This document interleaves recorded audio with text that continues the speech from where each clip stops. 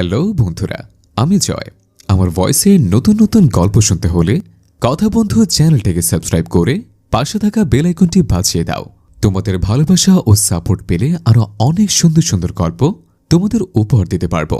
গল্পগুলোকে video আকৃতিতে বানাতে আমাদের অনেক কষ্ট হয়, তাই যদি গল্পগুলো তোমাদের ভালো লেগে থাকে এবং আমার ভয়েস তোমাদের মন ছুঁতে পারে, তাহলে অবশ্যই একটি লাইক, একটি কমেন্ট ও তোমার প্রিয় মানুষটাকে শেয়ার করতে একদম ভুলবে না। সম্পূর্ণ গল্পটি শোনার অনুরোধ রইল। তো চলো আর দেরি না করে গল্পটি শুনে নেওয়া যাক। মা বের হওয়ার পরপরই অপরাজিতা হাত ছেড়ে বাঁচল। না জানি তার কপালে কি আছে। আপাতত ও তো বাঁচল, এখন ব্যাপারটা ডাক্তারকে জানাতে হবে। জানালে তার প্রতিক্রিয়া কি হবে তা ভেবেই কুল পাচ্ছে না অপরাজিতা। তার মায়ের মতিগতিও বুঝছে না। কি এক অশান্তি! উফ, ভাবতে ভাবতেই ঠাস করে শুয়ে পড়ল সে। ভাত বাসায় পৌঁছতেই দেখলো রাফিয়া আর রিজু বসে আছে তার রুমে। রাফিয়া তার রুমের এদিক ওদিক ঘুরছে, আর রিজু বিছানায় হেলান দিয়ে হাত দিয়ে ফোন চালাচ্ছে। এদেরকে হঠাৎ নিজের রুমে দেখে ভ্রু কুচকলে তাকালো। তোরা হঠাৎ এখানে কি করিস? কণ্ঠ শুনে রাফিয়া ফাহাদের দিকে তাকালো। তাকিয়ে বলল, ভাইয়া, তোমার রুমটাও তোমার মতো নিরামিষ, কি সব পরোটাটা দিয়ে ভরে। ফাহাদ গম্ভীর স্বাভাবিক কণ্ঠে বলল। Shut up. রাফিয়াকে ছোট থেকে ফাহাদ অনেক আদর করেছে, যার কারণে মেয়েটা এখন বাঁদরে পরিণত হয়েছে। ফাহাদকে একটুও ভয় পায় না। ফাহাদ ওকে ওর মতো ছেড়ে দিয়ে রিজুকে বলল। একা আসছিস? রিজু ফাহাদের দিকে তাকিয়ে ফিক করে হেসে দিয়ে বলল, মা আছে ফুপির সাথে, তোমার জীবন নিয়ে বড্ড ব্যস্ত আছে দুই নারী। ফাহাদ দীর্ঘশ্বাস ফেলে বলল। ফেসে গেলাম। রাফিয়া ফাহাদের কাছে এসে বলল, ভাইয়া, তোমার ফোন দাও। পকেট থেকে বের করে ফোনটা দিয়ে দিল ফাহাদ। তারপর সে জামা কাপড় নিয়ে ওয়াশরুমে গেল ফ্রেশ হতে। রাফিয়া আরাম করে বসলো বিছানায়। তারপর ভিডিও কল দিল দূরে অবস্থান করা এক ব্যক্তিকে। ফোন রিসিভ হতেই রাফিয়া ভীষণ নাটকীয়ভাবে বলল, ইস, এই হ্যামসাম ছেলেটা কবে যে দেশে আসবে? তোমার জন্যই তো আজও বিবাহ করি না। উচ্চস্বরে হাসি ভেসে আসলো অপর পাশ থেকে। রিজু থাপ্পড় মারলো রাফিয়ার মাথায়। তারপর মোবাইলের দিকে তাকিয়ে জিজ্ঞেস করলো, ফারাজ ভাইয়া কেমন আছো? আলহামদুলিল্লাহ, ভালো আছি। আর রাফিয়া শোন, তোর জন্য তো দেশে একটা রেখে এসেছি। রাফিয়া নাক মুখ কুচকে বলল, ওইটা খালি দেখতেই সুন্দর, ডাক্তার মানুষ তো একেবারে আনরোম্যান্টিকের ডিব্বা। তার থেকে বড় কথা, ওটাকে আমি বড় ভাইয়া মেনে নিয়েছি। ফারাজ আবারও হাসলো। পাকনা বুড়ি। ওর কথা শোনো না তো ভাইয়া, আজে বাজে কথা বলে বেশি। তুমি কবে আসবে? আমি তোমাকে ভীষণ মিস করছি। দেশে আসার কথা শুনে খানিকক্ষণ চুপ থাকলো ফারাজ। তারপর বলল। দেখি। রাফিয়া বুঝলো ফারাজের আবার মন খারাপ হয়ে যাচ্ছে। সে রিজুকে সরিয়ে বলল, দূর ভাইয়া, তুমি আমার গুরুত্বপূর্ণ কথাই তো শুনলে না। ফারাজ নিজেকে চট করে স্বাভাবিক করে বলল, হ্যাঁ হ্যাঁ হ্যাঁ, বল। ফাহাদ ভাইয়াকে বিয়ে দিতে চাচ্ছে সবাই, এত চেষ্টা করছে, কিন্তু ভাইয়া বিয়েই করে না। তারপর? আচ্ছা, তুমি তো তার ভাই, তুমি একটু বলো তো, ভাইয়া কি মেয়ে পছন্দ করে না? ছেলেদের প্রতি আবার। বলার সাথে সাথে কানের টান খেলো রাফিয়া। আরে আরে, ছাড়ো ভাইয়া, ছাড়ো, আর বলবো না। ফাহাদ রাগীভাবে বলল। বেশি পেকে গেছিস। ফোনের স্ক্রিন থেকে হাসির শব্দ ভেসে আসছে। হাসতে হাসতে বেচারার অবস্থা খারাপ। ফাহাদ ফোনটা নিয়ে বলল। Shut up Faraz. ফারাজ নিজেকে থামিয়ে বলল। সরি ভাই।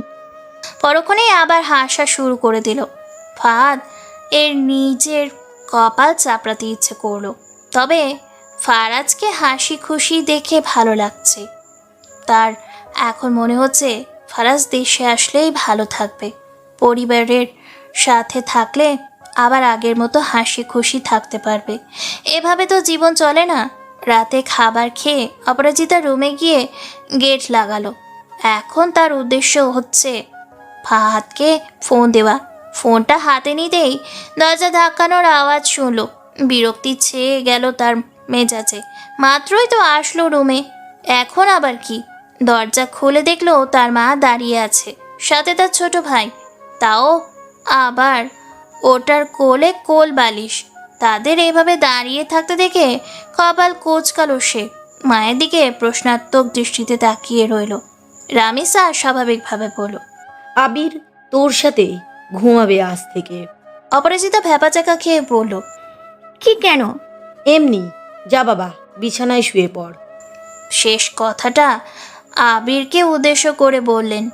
অপরাজিতাকে কিছু বলার সুযোগ না দিয়ে চলে গেলেন তিনি। অপরাজিতা বিরক্তি নিয়ে আবিরের দিকে তাকালো, তারপর জোরে শ্বাস নিয়ে গিয়ে শুয়ে পড়ল। আজ আর কথা বলা হবে না, বুঝতে পেরেছে সে। আবির বোনের দিকে তাকিয়ে বলল, আপু একটা গল্প শোনাও। অপরাজিতা নিজেকে শান্ত রাখার চেষ্টা, দাঁতে দাঁত চেপে বলল, কি? কেন? চুপচাপ ঘুমাও, না হলে থাপড়িয়ে তোকে মায়ের চামচাগিরি ছুটাচ্ছি। ঘুমা। আবির ভয় পেয়ে কোল বালিশ নিয়ে অপর পাশে ফিরে গেল। অপরাজিতা তো মাথায় আগুন ধরে আছে। সে আজ ডাক্তারের সাথে কথা বলতে পারছে না। তার ভালো মতো জানা আছে মা তার উপর নজর রাখার জন্যই এই ছোট্ট রিপোর্টারকে তার কাছে রেখে গেছে। কাল ছাড়া উপায় নেই, বুঝতে পারলো অপরাজিতা। এখন তার কাজ হলো ফাহাদের ভাবনায় ঘুমের দেশে পাড়ি দেওয়া। স্যার, আমার মনে হয় আপনার দেশে যাওয়া উচিত। ফাইল দেখছিল ফারাজ। কথাটা শুনে মাথা তুলল। হঠাৎ? আমি জানি আমার বলা উচিত না, তবু বলছি, আপনার এত সুন্দর একটা পরিবার আছে, কেন তাদের থেকে দূরে থাকছেন? ফাইল গুছিয়ে রাখলো ফারাজ। উঠে দাঁড়িয়ে বলল, আসুন নীতি, আমার একটু রেসপেক্ট লাগবে। চলুন পাশের ক্যাফে যাই। দুজনে বসে আছে একে অপরের বিপরীত চেয়ারে। কফি দিয়ে গেল একজন। দুজনে বসে আছে একে অপরের বিপরীত চেয়ারে। কফি দিয়ে গেল একজন এসে। ফারাজ খুব মনোযোগ দিয়ে কফিতে চুমুক বসাচ্ছে। নীতি বোঝার চেষ্টায় আছে ফারাজ আসলে কি বলতে চায়। কফি শেষ হতেই ফারাজ প্রশ্ন ছুড়ল, আমি বিবাহিত, জানেন এটা? নীতি অবাক হলো। ফারাজ নীতির অবাক হওয়ার চেহারা দেখে হেসে উঠল। আপনি স্বভাবে যে শান্তশিষ্ট ব্যক্তি দেখেন, ওটা মোটেও আমি না। আমি ছিলাম অনেক চঞ্চল। এমন একটা দিন যেত না যে আমার মায়ের কাছে বিচার না যেত। মারামারি করতাম প্রচুর, মজা মস্তিতে ব্যস্ত থাকতাম। সিরিয়াস শব্দটা আমার ডিসকারেজের বাইরে ছিল। নীতি ক্ষণে ক্ষণে অবাক হচ্ছে। ফারাজ আবার বলা শুরু করলো, ভার্সিটিতে উঠে এক মেয়ের পাল্লায় পড়েছি। মেয়েটা আমার থেকে সিনিয়র, এক ক্লাসের। আমার স্বভাবের সম্পূর্ণ বিপরীতে। কিন্তু ওই যে বলে না যে বিপরীত জিনিসে আকর্ষণ বেশি, আমার ক্ষেত্রেও তাই ঘটেছে। মেয়েটার আশেপাশে ঘুরতাম, কয়েকবার প্রপোজও করেছি, তার সাথে থাপ্পড়ও খেয়েছি। আমার ইমিডিয়েট বড় ভাই যে আছে, তার কাছেও বিচার দিয়েছেন সেই মহারানী। কিন্তু আমি পিছু তো আমি ছাড়বই না। ফারাজ কথাগুলো বলছে আর তার মুখে খেলা করছে এক মৃদু হাসি। নীতি দেখলো সে হাসি। লোকটা যেন এক কল্পনাতে বিরাজ করছে। একটা টাইমে মেয়েটা আমার প্রতি কিছুটা দুর্বল হয়, কিন্তু আমার কাছে স্বীকার করে না। আমার ওপর এক অদৃশ্য অধিকার দেখাতো। আমি প্রচুর সিগারেট খেতাম, ধমকি দিয়ে সেই সিগারেট ছাড়ালো আমাকে। পড়াশোনায় লাড্ডু ছিলাম, মার্কস কম পেলেই কান ঝালাপোড়া করা শুরু করলো। মারামারি করার স্বভাব ছিল, মারামারিতে দেখলেই সে এসে আগে চড় মারতো আমাকে। বাজে অভ্যাসগুলো সব ছুটতে লাগলো। নীতি বিস্মিত হয়ে বলল, আপনাকে দেখে মনে হয় না আপনি এরকম ছিলেন। ফারাজ হাসলো। সময় বদলায়, মানুষও বদলায়। তারপর শুনলাম তাকে একদিন দেখতে আসছে। রাগে আমার অবস্থা খারাপ। ভাই তখন বুঝলো রাগলে সমাধান হবে না, কিছু ধৈর্য ধরতে বলল আমাকে। পরে শুনলাম সেই সম্বন্ধটা ভেঙে গেছে। ছেলে নাকি ভালো ছিল না। সেদিন বাসায় গিয়ে মাকে বললাম বিয়ে করব। মা তো অবাক। সব বললাম মাকে। আমার মা বাবা দুজনেই ভীষণ ফ্রেন্ডলি। তাদের মতো পেরেন্টস পাওয়া ভাগ্যের ব্যাপার। মা বলল পড়াশোনা শেষে বিয়ে করতে, কিন্তু আমার তো তর্স হয় না। তার উপর সে আমার 1 ইয়ারের সিনিয়র। বিয়ের বয়স তো বসে নেই। ভাই ও মাকে বোঝালাম শেষ এই উপায় না পেয়ে তার বাসায় গেল। বিয়েটা সুন্দরভাবেই হয়ে গেল। কোনো এক সুন্দর দিনে নিজের ভালোবাসা পাওয়ার জন্য পড়াশোনা চলাকালেই বিয়েতে বসলাম। বলেই হেসে দিল ফারাজ। নীতি মনোযোগ দিয়ে শুনছে। তারপর খুনসুটিতে চলছিল আমাদের দিন। আমাকে আমার মা মজা করে খোঁচা মারতো যে ভালোবাসায় পাগল হয়ে বড় ভাইয়ের আগে বিয়ে করে ফেলেছি। যদিও সে আমার থেকে কিছু মিনিটের বড়। বিজনেসে মন ঢুকলো সেটাও বোঝার চেষ্টা করতাম বাবার সাথে মাঝে মধ্যে। আর আমার ভাই তখন ডক্টরি পড়ছিল, ভবিষ্যতে ডক্টর ছিল, যে কিনা এখন বর্তমান ডক্টর।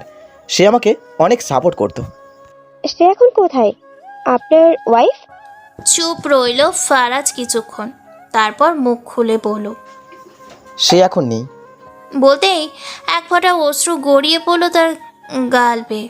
হাত দিয়ে মুছে ফেললো চট করে। নিজেকে ভীষণ স্বাভাবিক রাখার চেষ্টা করে বলল। মরণ ব্যাধি, 2 বছর পর ক্যান্সার ধরা পড়েছে তার। আমার সামনে একটু একটু করে নেতিয়ে গিয়েছে আমার সেই মানুষটা। কত চেষ্টা করেছি, কত ডক্টর দেখিয়েছি, হিসাব নেই, তবুও সে রইল না। প্রতি রাতে তাকে বুকে নিয়ে কান্না করতাম। সে আমার চোখ মুছে দিয়ে বলতো ভালোবাসিত। তার রোগা দেহ আমাকে ভীষণ পোড়া দিত। চোখের সামনে যখন তাকে ব্যথায় করাতে দেখতাম তখন আমার বুকটা ভেঙে চুরমার হয়ে যেত। এই কষ্ট বোঝানোর নয় নীতি, আমি চোখের সামনে আমার ভালোবাসার মানুষের শেষ দেখেছি একটু একটু করে। তার যাওয়ার পর আমি আমাকেই হারিয়ে ফেললাম মনে হয়। রাতে ঘুমোতে পারতাম না, বুকটা খালি খালি লাগতো। যেখানে তাকাতাম তার স্মৃতি, শুধু স্মৃতিগুলো পাগল করে দিচ্ছিল আমাকে। মায়ের কাছে একদিন কান্না করতে করতে বলেছিলাম, মা আমার দম বন্ধ হয়ে আসে, এখানের বাতাসে আমি শ্বাস নিতে পারি না। মা বোধহয় বুঝতে পেরেছিল তার ছেলেটা ভালো নেই। একটু ভালো থাকার জন্য, একটু প্রাণ খুলে বাঁচার জন্য আমাকে পাঠিয়ে দিল এই ভিন দেশে। মা আমাকে শেষবার বলেছিল, যে যাওয়ার সে চলে গেছে, তুই নিজেকে সামলা। তোর ভালোবাসা নিশ্চয়ই তোকে ভেঙে যেতে শেখায়নি। মেয়েটা তোকে একটু একটু করে ভালো করেছে। তারপর থেকে এখানে এসে ভালো থাকার চেষ্টা করে যাচ্ছি। জাস্ট মাঝে মধ্যে একটু হোঁচট খেয়ে যাই। ফারাজ দেখলো নীতি মেয়েটা কান্না করছে। কখন থেকে কান্না করছে তার খেয়াল নেই। সে তো তার স্মৃতিতে বিচরণ করছিল। কান্না করতে করতে মুখ লাল হয়ে গেছে নীতির। ফারাজ দেখলো সে কান্না তার গল্প শুনে করছে এই মেয়েটা, অথচ সে এগুলো পার করে এসেছে। বুকটা আবারও ব্যথা করছে। মনে করিয়ে দিল সুখের স্মৃতিগুলো, আবার উকি দিচ্ছে দুঃখের কথাগুলো। এই জীবনটা কি এভাবে চলে যাবে? সুখ কি আর পাবে না সে? সকালবেলায় ঘুম থেকে উঠেই অপরাজিতার মায়ের পিছু পিছু ঘুরছে। মায়ের মতিগতি বোঝার চেষ্টায় আছে, কিন্তু তার মা একেবারে স্বাভাবিক, কিছুই বলছে না। মেয়েকে এরকম পিছু পিছু ঘুরতে দেখে রামিস সাহেব বুঝতে পেরেছেন কেন এমন করছে, কিন্তু কাজের সময় যদি এমন পিছে পিছে ঘোরে তাহলে মেজাজ খারাপ হয় না? একটা সময় ধমকে উঠলেন তিনি। কি সমস্যা তোর? অপরাজিতা থতমত খেয়ে বলল। না না না, কোনো সমস্যা না। রামিসা রাগীভাবে বললেন, কি চাস তাহলে? আমার পিছে কি? না মানে বাবা কোথায়? সকাল থেকে দেখছি না। তোর বাবা ভোরবেলা বের হইছে কাজের জন্য, আবারও ঢাকার বাইরে গেছে। ও, মেয়েকে এমন হেয়ালি করতে দেখে আবারও ধমকে উঠলেন। গিয়ে টেবিলে বস, পিছু পিছু ঘুরবি না। অপরাজিতা ঢোক গিলে টেবিলে বসলো। একটু পর সে বের হবে কোচিংয়ের জন্য। অ্যাডমিশন এক্সামের প্রিপারেশনের জন্য ভর্তি হবে। তার পরিকল্পনা হচ্ছে আগে ফাদের কাছে যাবে, তারপর কোচিংয়ে যাবে। নাস্তার টেবিলে বসে নাস্তা খাচ্ছিল ফাদ। তখনই রামিসা এসে বলল, ভাইয়া তোমার ফোনে পুচকি ফুলটাকে।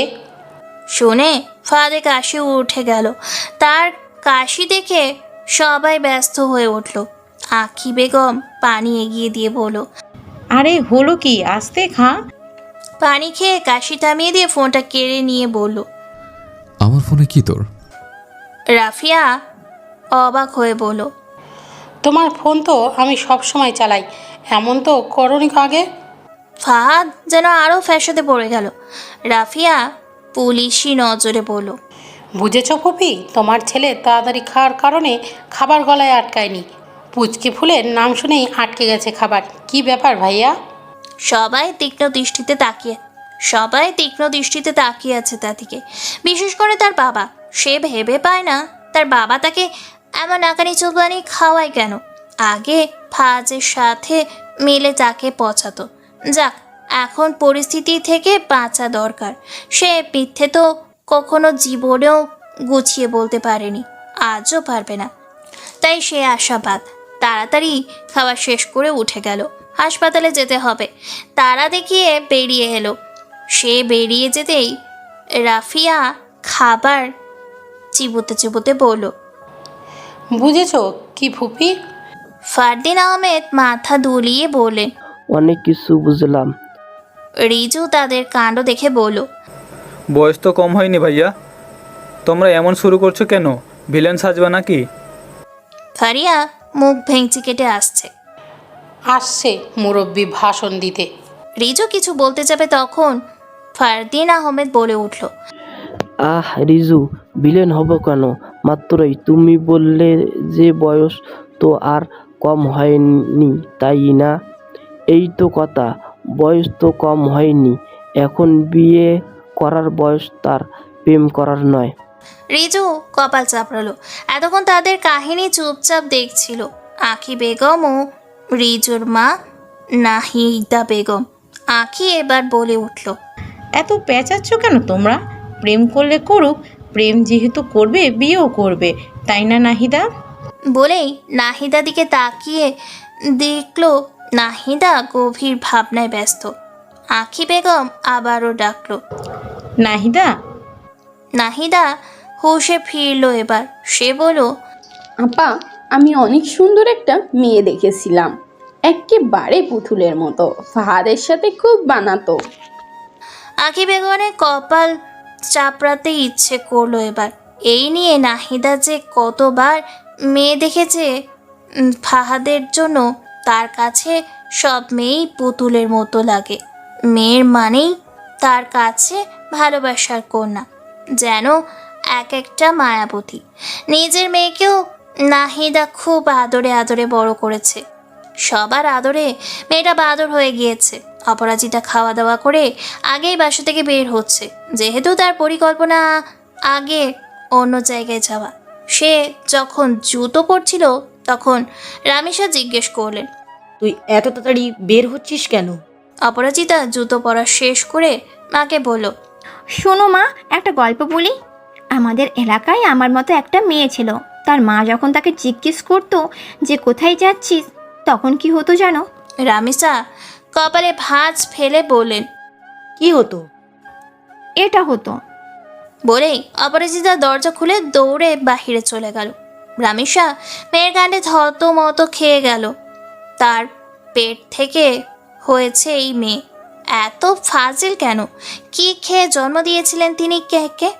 হায় আল্লাহ, আসুক আজ বাসায়। অপরাজিতা রিকশায় বসে বসে হাসছে।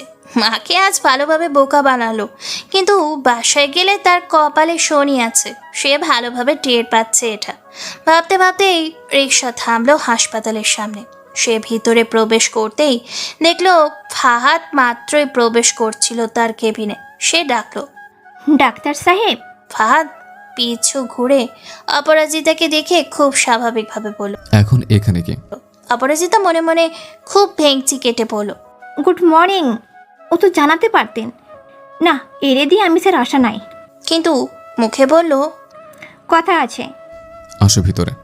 অপরাজিতা আর ফাহাদ দুজনেই প্রবেশ করলো। অপরাজিতাকে চেয়ার এগিয়ে দিল বসার জন্য, নিজেও বসলো অপরাজিতার মুখোমুখি। এবার শুরু করো। কি কথা আছে। ও হ্যাঁ। তারপর অপরাজিতা সব বলল। তার মাঝে বুঝতে পেরেছে তার ব্যাপারে, তার ছেলের সাথে দেখা করতে চেয়েছে সেটাও জানালো। সব শুনে ফাহাদ কপালে আঙুল ঘষে বলল, প্রেম করলাম না একদিনও, তার আগে কেস খেয়ে যাচ্ছে। ওয়াও। তার কথা বোঝার চেষ্টা করলো অপরাজিতা। মানে কিছু না। আন্টি জানে ছেলেকে? না।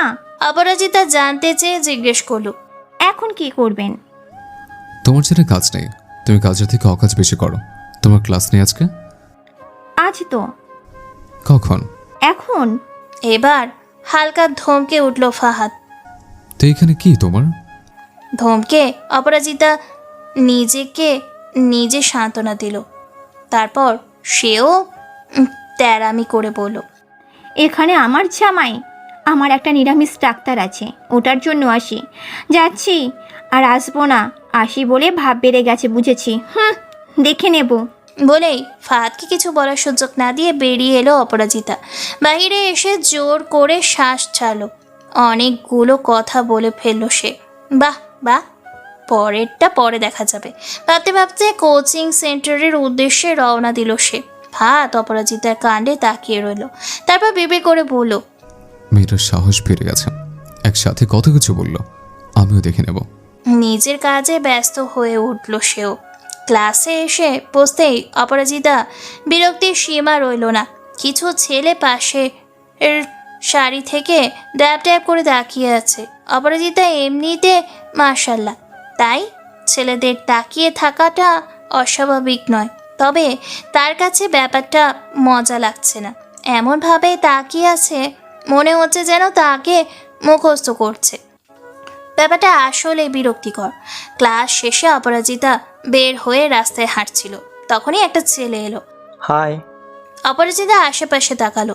ছেলেটা অপরাজিতাকে আশেপাশে তাকাতে দেখে নিজেও তাকাচ্ছে। তারপর বলল, আশেপাশে কেউ নেই, আপনাকে বলছি। আমি আপনার সাথে ক্লাস করেছি আজকে। অপরাজিতা ভাবলেশীন ভাবে বলল, ও আচ্ছা। অপরাজিতাকে ভাবলেশীন দেখে ছেলেটা কথা আগাতে পারছে না। এমনিতে সবাই বলে মেয়েরা নাকি তার জন্য পাগল, তাই এই মেয়ে দেখি পাত্তাও দিচ্ছে না। সে আবার বলল, আমি রবিন, আপনার নামটা? অপরাজিতা বুঝতে পারছে ছেলেটা তার উপর ক্রাশ নামক বাঁশ খেয়েছে, কিন্তু তার এই ছেলেকে মোটেও ভালো লাগছে না। ক্লাসে যে ছেলেগুলো তাকিয়েছিল তার মধ্যে এটাও ছিল। সে রুড হতে চাচ্ছে না, কিন্তু ভালোভাবে কথা বললে তো মাথায় চড়ে বসবে, তাই এখন সে রুডভাবে ভালো ব্যবহার করবে। মেকি হেসে বলল, ক্লাসে তো বলেছিলাম, শুনেননি? না, আসলে খেয়াল নেই, এত মানুষ ছিল। আমার এখন বলতে ইচ্ছে করছে না, বাসায় যাব। Side please. বলে সে সামনে এগোতে লাগলো, কিন্তু রবিন আবারও তার পাশে এসে হাঁটতে লাগলো। অপরাজিতা ছেলেটার সাথে হাঁটতে চায় না। সে বিরক্ত হয়ে বলল, আমার সাথে হাঁটেন কেন? হয় আগে হাঁটেন, না হয় পিছে হাঁটেন, আজব। রবিন ফ্ল্যাট করার মতো করে বলল, তোমাকে রাখলে দারুণ লাগে তো। অপরাজিতা এবার যেন বিরক্তির শেষ নেই। সে এবার আর নিজেকে নিয়ন্ত্রণ না করে দাঁতে দাঁত চেপে বলল, আরে পাগল ছাগল, আমি রাগী নাই, বিরক্ত হচ্ছি। ফ্লার্ট তো করতে পারেন না, কি ভাবছেন আমাকে সুন্দর লাগে বলে গলে যাব? আর এটা কোনো বলার মতো বাক্য হলো? এই মুহূর্তে বলার জন্য আমার রাগের অনেক মূল্য আছে, যারে তারে দেখায় না। আর আবার যদি ক্লাসে আমার দিকে তাকায় থাকতে দেখি, তাহলে চোখ মরিচ দিয়ে দেবো, বলে দিলাম। আপনার ওই রাম ছাগল বন্ধুদের বলে দেবেন আমাকে নিয়ে কানাকানি করতে না। যত সব, জীবনে মেয়ে দেখে নাই মনে হয়। বলে সে রিক্সা ডেকে রওনা দিল বাসার উদ্দেশ্যে। রবিনের চেহারা দেখার মতো হয়েছে। সে জানতই না যে অপরাজিতা ধরে ফেলেছে যে তাকে নিয়ে সেও তার বন্ধুরা কানাকানি করছিল। সে তো আর জানে না যে অপরাজিতা তার থেকে 2 কদম চালু। রিক্সায় বসে অপরাজিতা বিড়বিড় করছে, আসছে সস্তা মার্কার লাইন নিয়ে ফ্ল্যাট করতে, রাখলে নাকি আমাকে সুন্দর লাগে। ভাবে যে একটা প্রশংসা করলেই মেয়েরা গলে যাবে। এর থেকে তো আমার নিরামিষ ডাক্তারই ভালো। ফ্ল্যাট করার জন্য শব্দ লাগে না ওনার।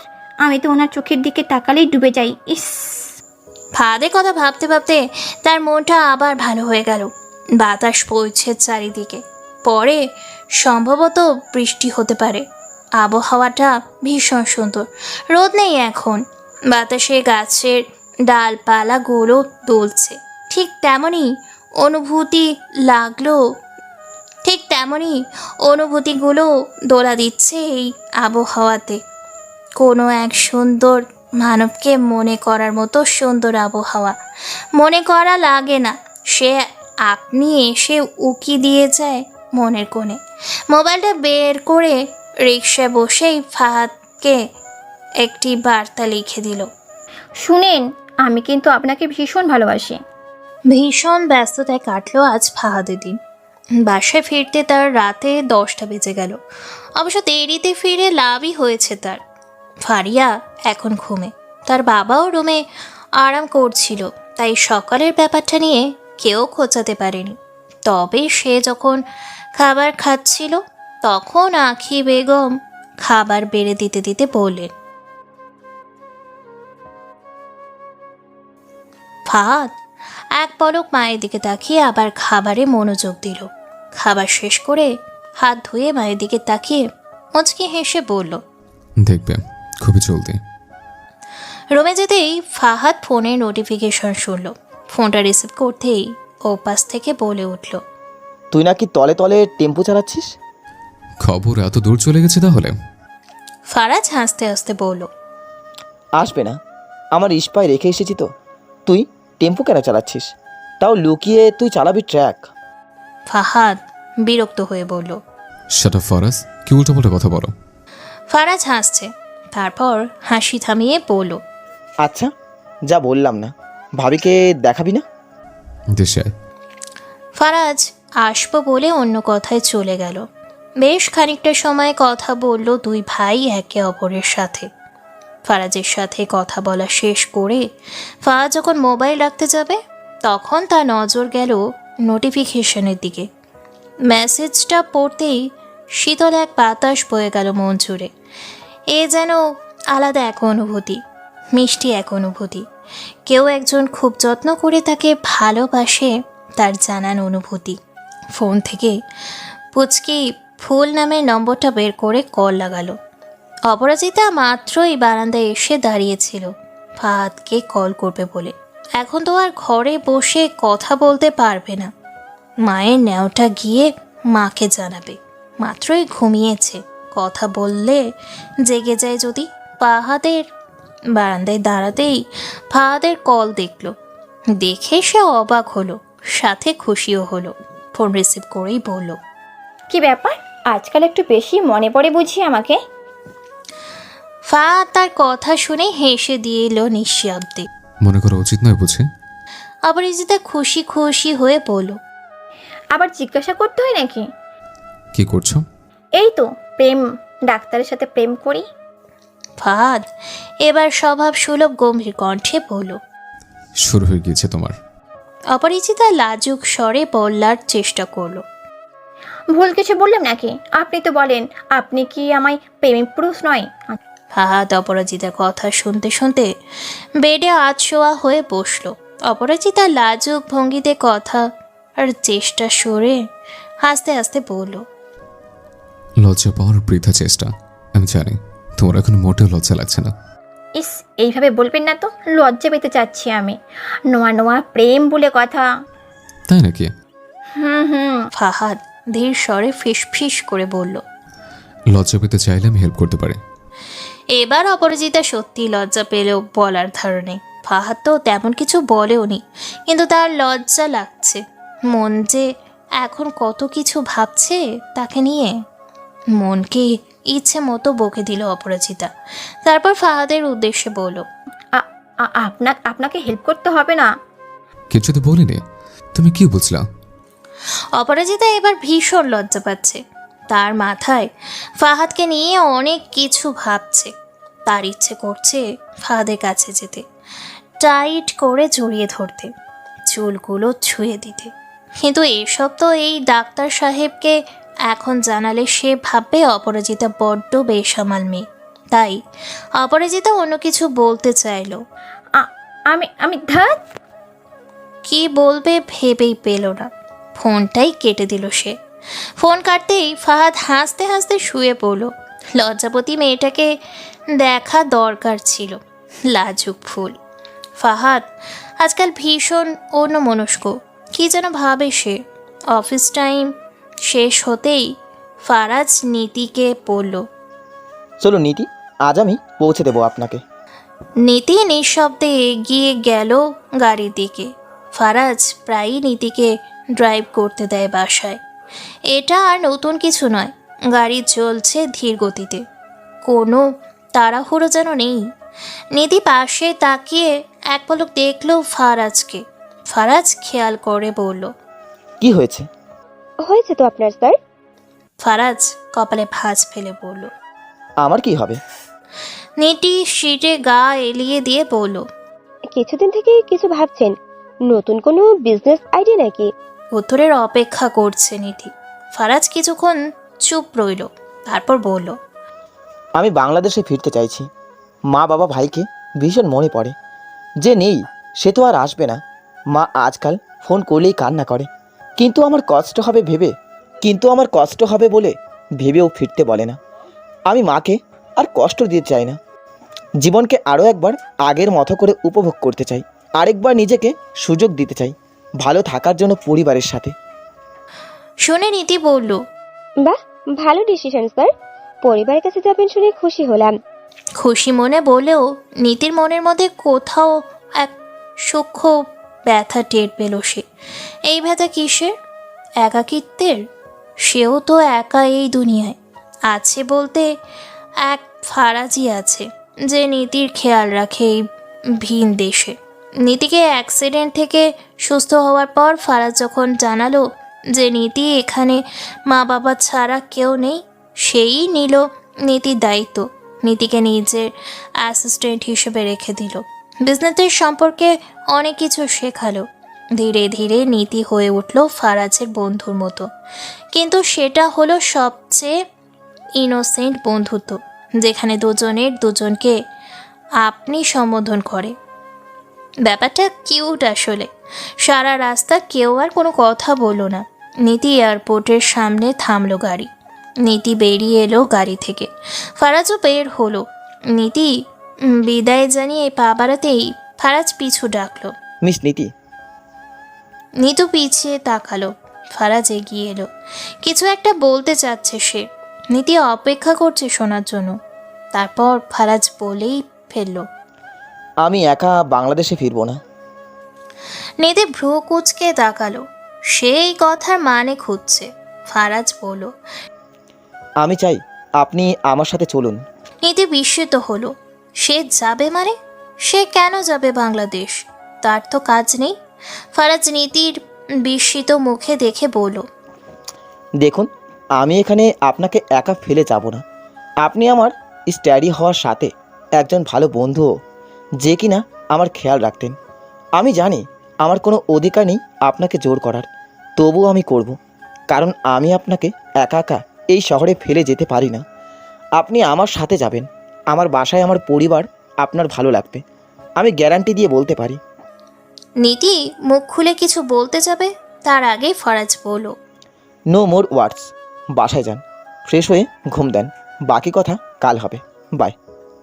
বলে সে নীতিকে কিছু বলার সুযোগ না দিয়ে গাড়িতে উঠে গেল। গাড়ি স্টার্ট দিয়ে নীতিকে হাতের ইশারায় বিদায় জানিয়ে চলে গেল।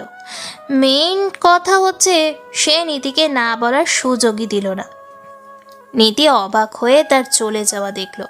তাকে কিছু বলার সুযোগও দিল না। নীতি খেয়াল করে দেখল তার মনে এতক্ষণ যে সূক্ষ্ম ব্যথাটা ছিল তা নেই। তার জায়গায় মিষ্টি এক অনুভূতি ছেয়ে গেছে মন জুড়ে। হেসে দিয়ে পা বাড়ালো বাসার ভিতরে। তারপর বেশ কিছুদিন পর রাফিয়া রিজু চলে গিয়েছে নিজেদের বাড়ি। সকালবেলা নাস্তা খেতে খেতে ফাহাদ তার মোবাইল স্ক্রল করছিল। তখনই মেসেজ এলো। মেসেজটায় অভিযোগের সুর। আমি এখনো শাড়ি পরে আপনার সাথে ঘুরতে যাইনি, রিক্সায় বসে ঘোরা হয়নি খোলা চলে, এক প্যাকেট বাদাম শেয়ার করে খাওয়া হয়নি দুজনের, হাতে হাত ধরে হাঁটা হয়নি কোনো অজানায়। কবে হবে? পড়তে পড়তে নাস্তা শেষ করলো সে। তারপর হাত ধুয়ে রুমের দিকে যেতে যেতে ফিরতি বার্তা পাঠালো। শাড়ি পরে ঘোরাটা কি নিয়ম হয়ে দাঁড়িয়েছে? উত্তর আসলো, ঘোরা নিয়ম না হলেও শাড়ি পরে প্রেমিককে ইমপ্রেস করাটা নিয়ম। মুচকি হাসি ফুটলো ফাহাদের মুখে। সেটাই তীক্ষ্ণ চোখে পর্যবেক্ষণ করছেন ফারিদ আহমেদ। নিজ স্ত্রীর উদ্দেশ্যে বলেন, ঘটনা তাহলে সত্যি? আঁখি বেগম খোঁচা মেরে বললেন। তোমার ছেলে বুঝতে হবে তো। ফারদিন আহমেদ এবার নজর ঘুরিয়ে স্ত্রীর দিকে তাকিয়ে বললেন।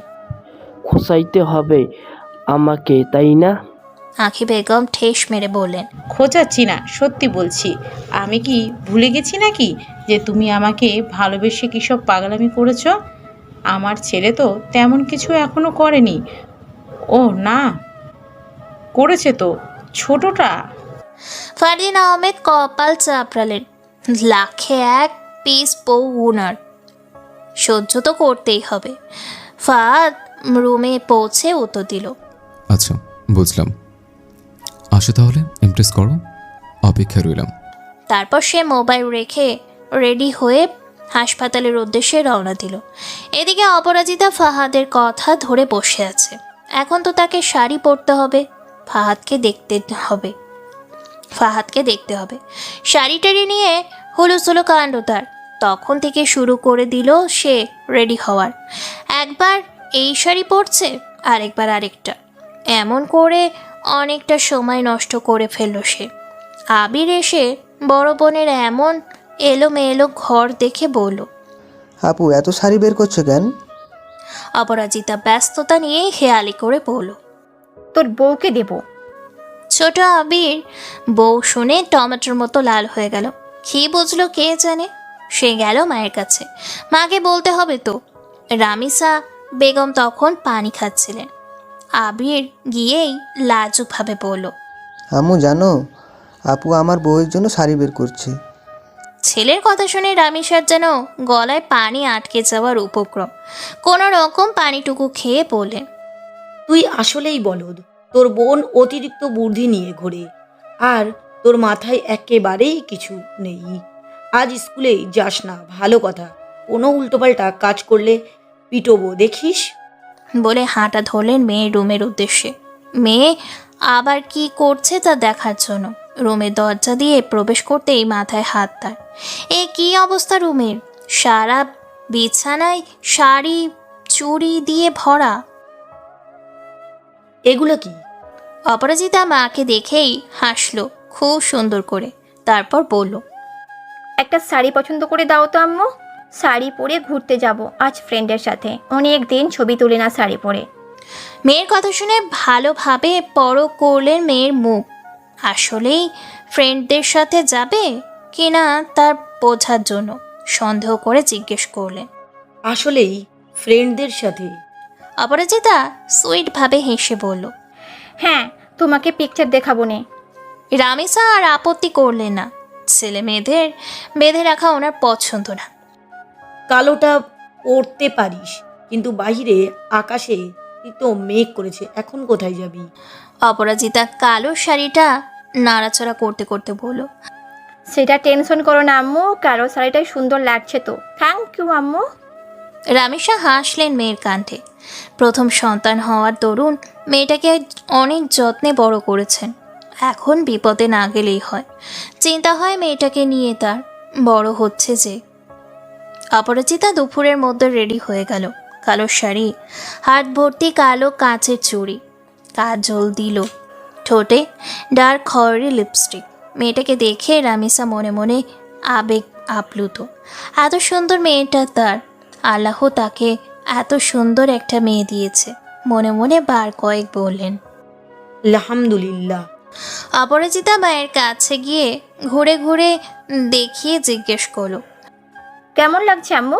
রামিসা মেয়ের মাথায় হাত বুলিয়ে বললেন। মাশাল্লাহ, অনেক সুন্দর, কারোর নজর না লাগুক। অপরাজিতা যখন বাসা থেকে বের হবে তখন রামিসা মেয়েকে বললেন। সাবধানে থাকবি, আর আমার পছন্দ নয় এমন কিছু যেন আমি না শুনি। অপরাজিতা হাসি মুখে মায়ের থেকে বিদায় নিয়ে বের হলো। বাসা থেকে বের হতেই রিক্সা নিল হাসপাতালের উদ্দেশ্যে। রিক্সায় বসে স্বস্তির নিঃশ্বাস চালো সে। সাবধানে থাকতে হবে। অপরাজিতা হাসপাতালে পৌঁছতেই ফাহাদ অপরাজিতাকে দেখে অবাক।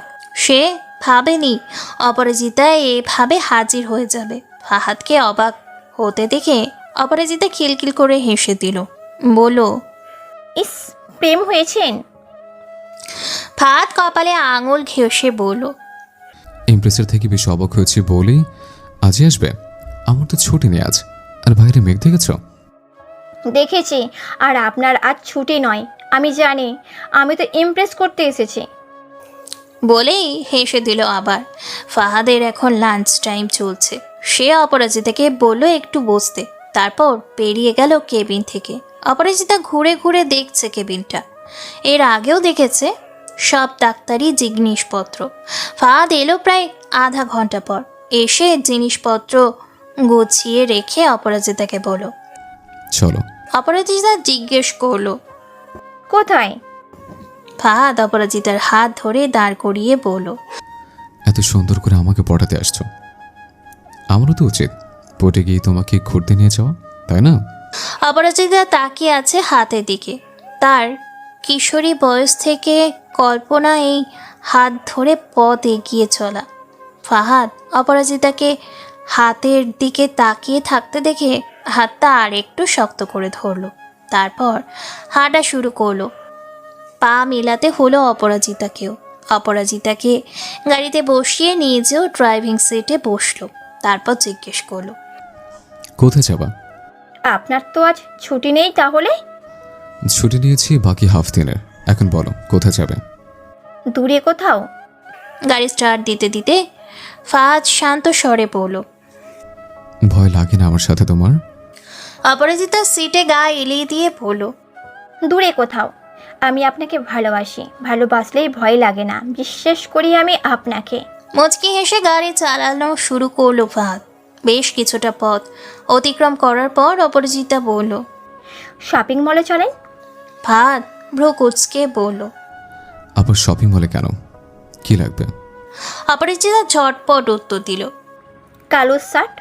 এবার ফাহাদ অপরাজিতার দিকে এক পলক তাকালো, তারপর বলল, তুমি শার্ট দিয়ে কি করবা? আমার জন্য না, আপনার জন্য।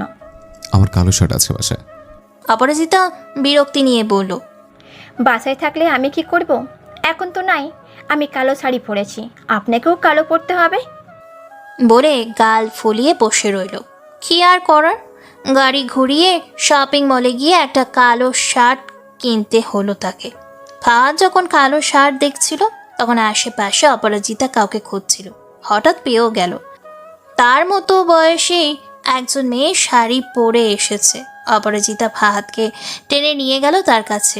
তারপর মেয়েটাকে বলল, এক্সকিউজ মি আপু, একটা কথা বলার ছিল। মেয়েটা অপরাজিতার দিকে তাকিয়ে বিনয়ীভাবে বলল, জি বলুন। অপরাজিতা ফাহাদকে দেখিয়ে বলল, এই যে ওনাকে দেখছেন, উনি আমার বয়ফ্রেন্ড হয়। আমাকে ডেয়ার দিয়েছে আমি নাকি কোনো অপরিচিত মেয়েকে আমার সাথে ছবি তুলতে পারবো না। কেউ নাকি আমার সাথে ছবি তুলতে চায় না। আপনি কি আমার সাথে একটা ছবি তুলবেন? ফাহাদ অপরাজিতার কথা শুনে আকাশ থেকে পড়ল। সে কখন ডেয়ার দিল? সে এত বিস্মিত হলো যে কি বলবে তা খুঁজে পেল না। অপরাজিতা সেদিকে পাত্তা দিল না। মেয়েটা একটু ইতস্তত বোধ করছে। হুট করে কেউ এসে ছবি তুলবে বললেই তো হলো না। অপরাজিতা বুঝতে পেরে মোবাইল বের করলো, নিজের ফেসবুক আইডি দেখিয়ে বলল, এইটা আমার আইডি। আমি কোচিং সেন্টারে পড়ি। উল্টো পাল্টা কিছু করলে আমার বিরুদ্ধে কেস করে দিয়েন। অপরাজিতা এত কিউটভাবে বলছে যে মেয়েটা রাজি হয়ে গেল। অপরাজিতা ফাহাদকে তার ফোনটা হাতে ধরিয়ে বলল, নিন, ছবি তুলে দিন। ফাহাদ উপায় না পেয়ে বিনা বাক্যে ছবি তুলে দিল। অপরাজিতা মেয়েটার সাথে আরও 2 মিনিট কথা বলে বিদায় নিল। তারপর ফোন নিয়ে পিকচারটা চেক করলো। ফাহাদ অপরাজিতাকে ভালোভাবে দেখে নিয়ে জিজ্ঞেস করলো, এসব কি ছিল? আমি কখন ডেয়ার দিলাম? অপরাজিতা পিক দেখতে দেখতে বলল, আম্মুকে বলেছি ফ্রেন্ডের সাথে ঘুরতে যাচ্ছি, পিক দেখাতে হবে তো। ফাহাদ আশ্চর্য হয়ে বলল, সিরিয়াসলি? অপরাজিতা অবাক হওয়ার ভান করে বলল, এত অবাক হওয়ার কি আছে? আমি কি বান্ধবী নিয়ে ঘুরছি নাকি? আর আমার তেমন কোনো বান্ধবী নাই। যারা ছিল স্কুল লাইফে ওরা আমাকে দেখে হিংসা করতো, তাই বাদ দিয়ে দিয়েছি। তাই বলে যাকে তাকে ছবি তুলবে? ইয়াপ, চলেন আর একজনের সাথে ছবি রাখবে। ফাহাদ মনে মনে বলল, কি সাংঘাতিক বুদ্ধি! এই মেয়ের মাথায় এগুলো আসে কোত্থেকে? তারপর আর কি করলো অপরাজিতা তার মন মতো, আর ফাহাদ সাথে সাথে সাপোর্ট করলো। তারপর তারা শার্ট কিনে বেরিয়ে এলো। কালো শার্ট পরে আবার গাড়ি চালানো শুরু করলো ফাহাদ। গাড়িতে ওঠার পর থেকে অপরাজিতা তাকিয়ে আছে ফাহাদের দিকে। আপলক দৃষ্টিতে দেখেই যাচ্ছে সে ফাহাদকে। অনেকটা সময় পর ফাহাদ বলল, চোখ সরো। তাকিয়ে থেকেই অপরাজিতা আস্তে করে শোধালো, ফাহাদ তাকিয়ে দেখে অপরাজিতা আগের মতোই চেয়ে আছে। সে আবার বলল, এখনো তাকিয়ে আছো কেন? অপরাজিতা ধীর স্বরে বলল, সুন্দর জিনিস দেখবো না? ফাহাদের ছোট্ট উত্তর। আয়না দেখো। অপরাজিতা ফুঁসে উঠে বলল, নিজেকে কেন দেখবো? চুপ করে গাড়ি চালান তো। অপরাজিতা। ফাহাদ হাসলো। বোকা মেয়েটা ধরতেই পারল না ফাহাদের কথা। বুঝতে পারলে খুশিতে নাচতো, হয়তো খানিকটা লজ্জাও পেত।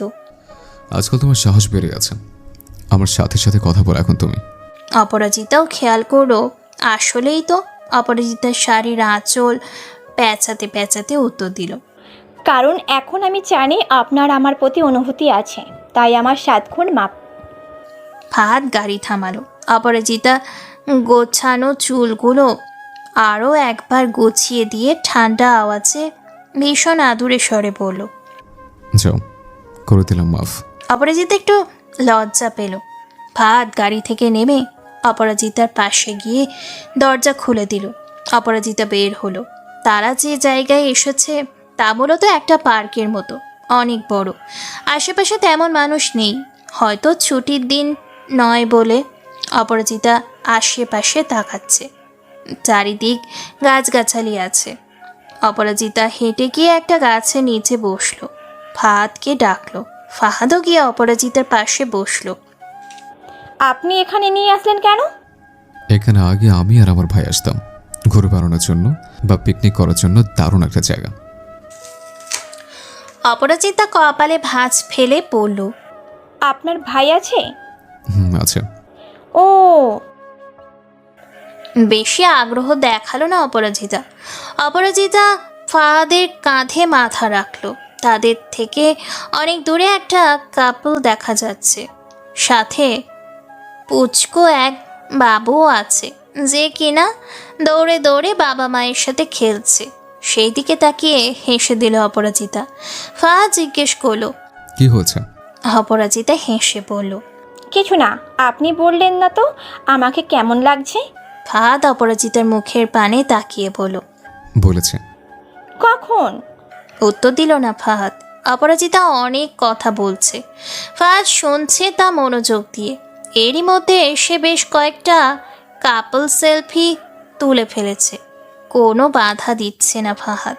চারিদিকে বাতাস বইছে অনেক। কিছুক্ষণের মধ্যে বোধ হয় বৃষ্টি নামবে। আশেপাশে কয়েকজন মানুষ যাও ছিল তারাও চলে গিয়েছে। আকাশের অবস্থা দেখে ফাহাদ উঠে দাঁড়ালো। অপরাজিতাকে বলল, বৃষ্টি হবে, চলো গাড়িতে যাই, ফেরত যেতে হবে। ফাহাদের বলতে দেরি, ঝুম বৃষ্টি শুরু হতে দেরি নেই। অপরাজিতা খিলখিল করে হেসে দিল। ফাহাদ মুগ্ধতা নিয়ে তাকিয়ে রইল সেই হাসিতে।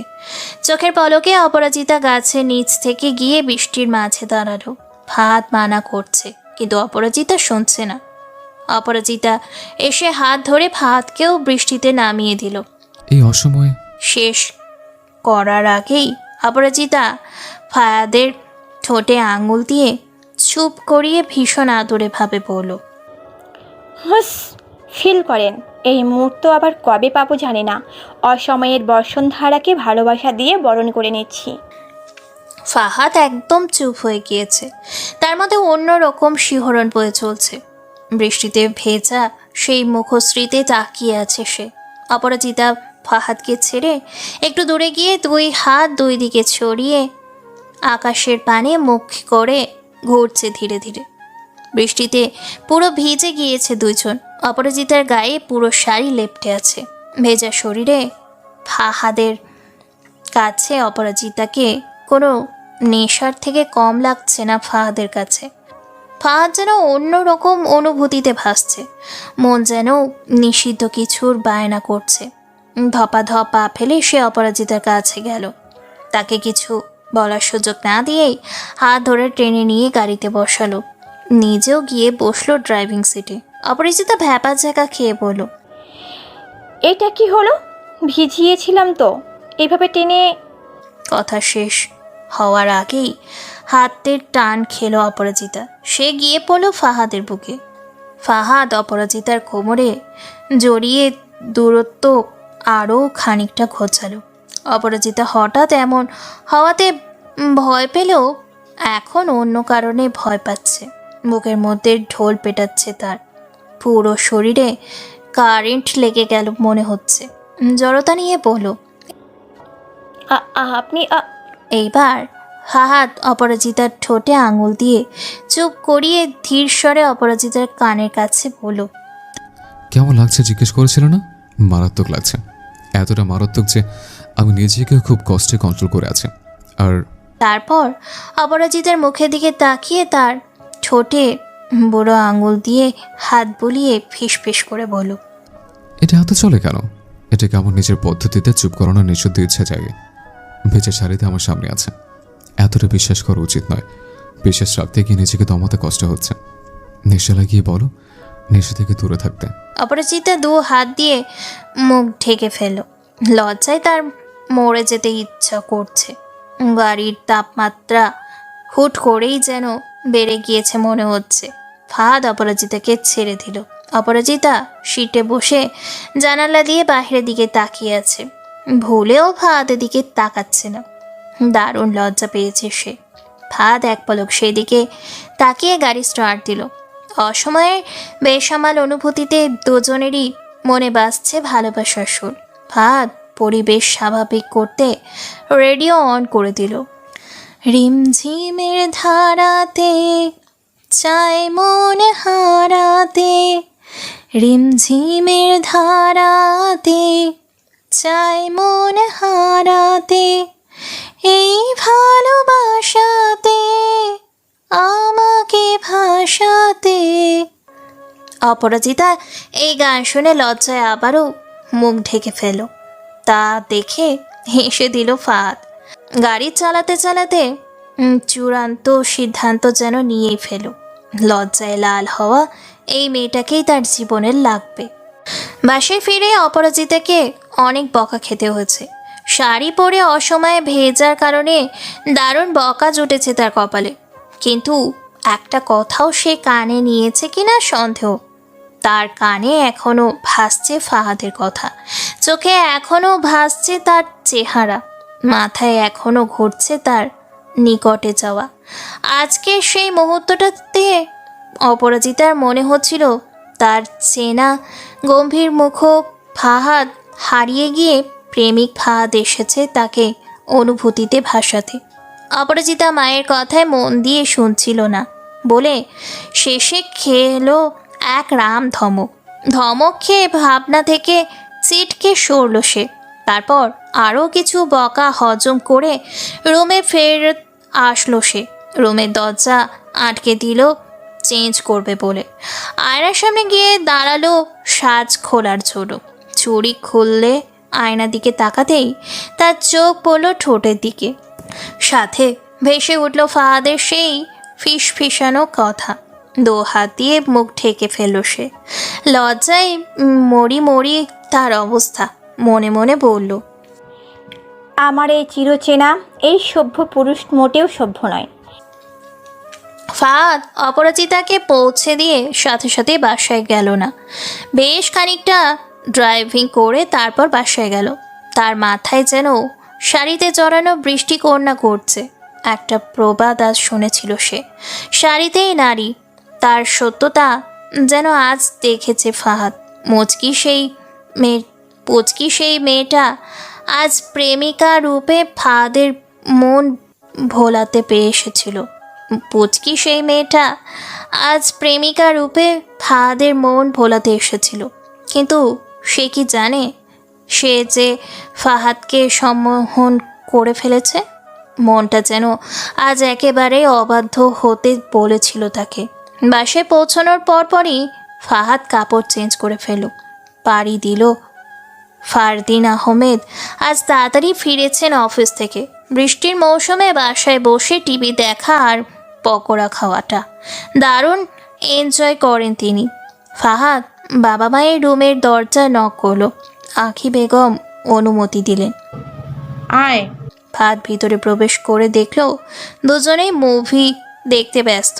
দুষ্টুমি করে বলল, কাপলদের অসময় ডিস্টার্ব করলাম নাকি? আঁখি বেগম কোলের বালিশটা ছুঁড়ে মারলেন ছেলের মুখে। ফাহাদ ক্যাচ ধরে ফেলল। মায়ের দিকে তাকিয়ে দেখে হাসছে।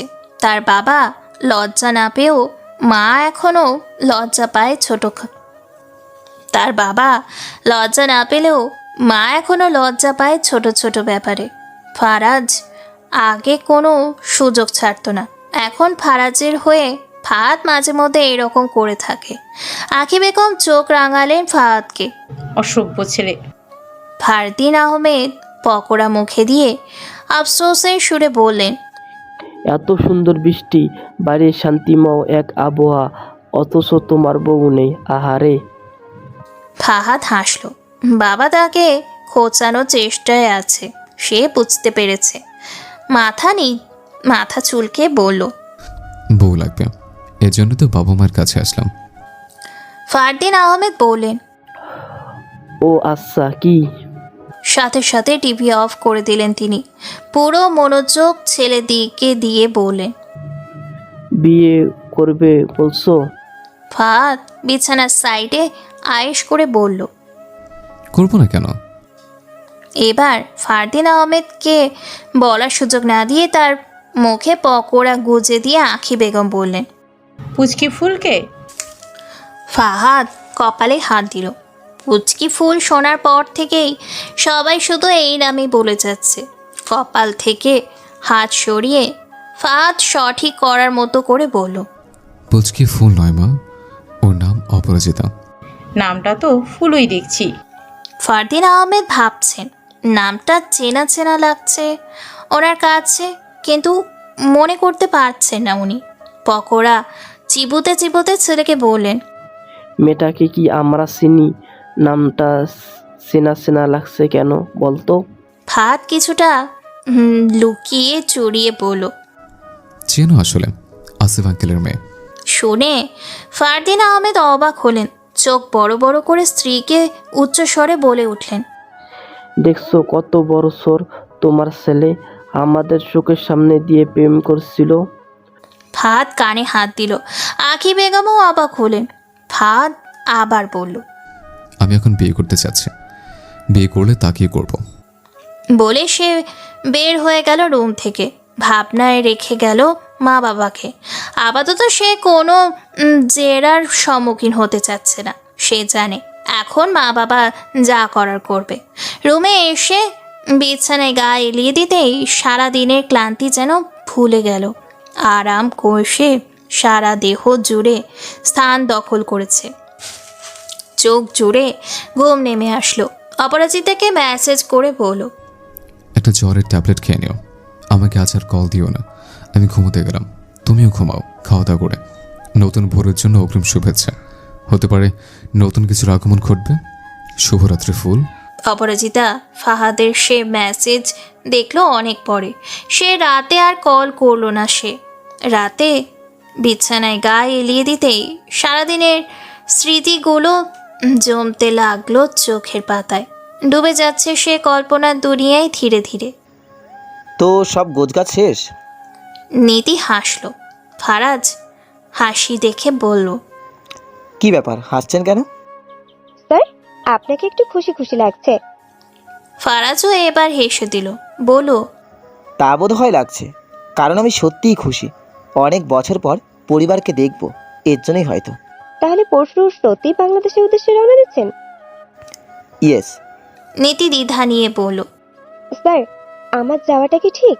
মানে আমি গিয়ে কি করব সেখানে? ফারাজ নীতির কপালে টোকা দিয়ে বলল, আমার অ্যাসিস্ট্যান্টের দায়িত্ব পালন করবেন এবং বন্ধুত্বরও। নীতি কপাল ঘষতে ঘষতে বলল, বাংলাদেশে অ্যাসিস্ট্যান্ট কিসের? ফারাজ মেকি হেসে নাটকীয়ভাবে বলল, কারণ আমি জানি বাংলাদেশে গেলে বাবার বিজনেস আমাকেই দেখতে হবে। উনি আমাকে দেখে হালসামের রাজা সাহেব সাজবে, তাই সে প্রস্তুতি নিয়েই যাব। নীতি হেসে দিল ফারাজের বলা ভঙ্গিমা দেখে। জিজ্ঞেস করলো, এখানে কাজের কি হবে? এখানে লোকেরা দেখবে, আমি এসে মাঝে মধ্যে দেখে যাব। ও, আপনি এবার ভাবাভাবি বাদ দিয়ে 1 কাপ কফি নিয়ে দিন আমাকে, অনেক কাজ। নীতি গেল কফি আনতে। ফারাজ কাজে ডুবে গেল। সে আসলে কাজে ডুবে যেতে চাচ্ছে, কিন্তু স্মৃতি আছে যারা ফারাজকে দুর্বল করতে চাচ্ছে। কিন্তু ফারাজ এগিয়ে যেতে চায়, স্মৃতিগুলোকে আঁকড়ে ধরে এগিয়ে যেতে চায় সামনের দিকে। বাংলাদেশ মায়ের দেশ, তার দেশ। হয়তো নতুন কিছু অপেক্ষা করছে তার জন্য। সকালবেলা হসপিটালের উদ্দেশ্যে রওনা দিতে নিয়েই বাধা দেয় আঁখি বেগম। ফাহাদকে সোফায় বসিয়ে চা হাতে ধরিয়ে দিয়ে বললেন, আজ কোথাও যাবি না, আমরা মেয়ে দেখতে যাব। হোয়াট? জি। এত জলদি কিভাবে, কি ম্যানেজ কিভাবে করলা? আঁখি বেগম হেসে দিলেন, বললেন, তোর বাবার সাথে আসিফ ভাইয়ের সম্পর্ক ভালো, ব্যবসায়িক কাজের ক্ষেত্রে অনেক পরামর্শ করেন তারা প্রায়। ফাহাদ ভ্রু কুচকে বলল, তারপর সে কাল রাতেই তোর পুচকি ফুলের বাবাকে ফোন দিয়েছে। বেশ অনেকক্ষণ আড্ডা দিয়েছেন তারা, অনেক রাত অবধি কথা বলেছেন দুজনে। এক পর্যায়ে তোর কথা বলল, পুচকি ফুলকে নিজের মেয়ে করে নিয়ে আসতে চায়, হেন তেন আগডুম বাগডুম আরও কত কি। ফাহাদ আবারও তার মাকে শুধরে দিতে চাইল। অপরাজিতা। আঁখি বেগম হালকা ধমকে উঠলেন, আরে রাখ তো অপরিচিতা, আমার পুচকি ফুল নামটা অনেক পছন্দ হয়েছে, আমি এটাই ডাকবো। ফাহাদের নিজের মাথা চুল নিজেই ছিঁড়তে মন যাচ্ছে, কারণ সে না ছিঁড়লেও অপরাজিতা ছিঁড়বে যখন সে জানতে পারবে তার এই নামের কথা। ফাহাদ তারপর জিজ্ঞেস করলো, তারপর তোর জন্য প্লাস পয়েন্ট হলো আসিফ ভাই তোকে খুব পছন্দ করেন। আর তারপর চোখগুলো ছোট ছোট করে বলল, তুই নাকি তাদের কয়েক মাস আগেও হসপিটালে সাহায্য করেছিলি। কই, আমি তো কিছু জানি না।